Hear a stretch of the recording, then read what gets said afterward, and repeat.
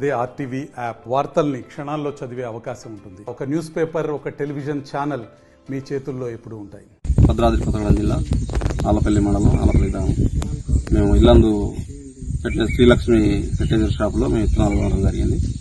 ఆ విత్తనాలు మేము పోయిన 21వ తారీఖు ఇచ్చినాం. అవి మేము చూడగా అసలు అవి మొలకెత్తలేదు. 40% మొలకెత్తలేదు, 60% మొలకెత్తింది. ఏమంటే మేము వాళ్ళకు తెలియజేయడం జరిగింది.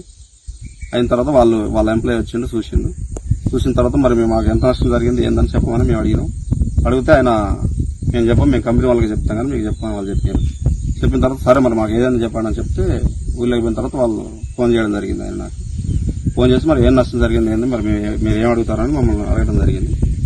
జరిగినప్పుడు నేను 6 ఎకరాలు చేను వేసిన. 6 ఎకరాలలో 4 ఎకరాల పైరు ఉంది, 2 ఎకరాలు పూర్తిగా పోయింది.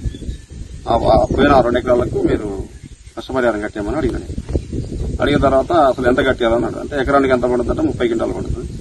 2000 చొప్పున వేసుకుంటే ఎకరానికి వచ్చేసి 60,000 రూపాయలు అని చెప్పాను. ఇవన్నీ మాట్లాడిన తర్వాత నువ్వు 6 ప్యాకెట్లు అట్లా కొనుక్కొని పోతే, 6 ప్యాకెట్లు 12 ప్యాకెట్లు పట్టుకొని పోతే నీకు నేను 60,000 చొప్పున నీకు ఎట్లా కట్టిస్తామని అనే ఉద్దేశంతో ఆయన మాట్లాడింది. అయితే మరి మీరు అట్లా అన్నప్పుడు మేమేం చేస్తాం సార్, మరి మేమైతే కంప్లైంట్ ఇస్తామని చెప్పడం జరిగింది. అయితే ఆ తర్వాత తెల్లారి 10 గంటలకు చెప్తున్నాను. 10 గంటలకు చెప్తాను. 10 గంటలకు ఫోన్ చేసిన తర్వాత సోమవారం రోజు వస్తామని చెప్పారు. మన షాప్ అంతా మన షాప్ వేస్తాను చెప్పినప్పుడు నా పేరు వెంకటరామారావు అండి. మండల అగ్రికల్చర్ ఆఫీసర్ ఇన్ఛార్జ్ ఆలపల్లి మండలం, భద్రాద్రి కొత్తగూడెం.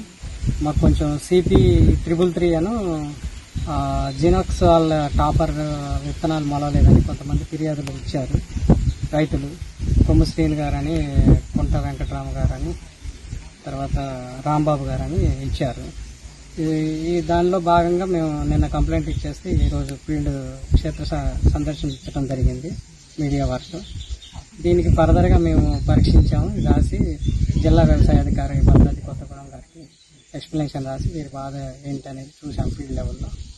వాళ్ళు దాని పై డిసిషన్ చర్య తీసుకోవాలని చెప్పేసి DO భద్రాద్రి గారికి పంపించడం జరుగుతుంది.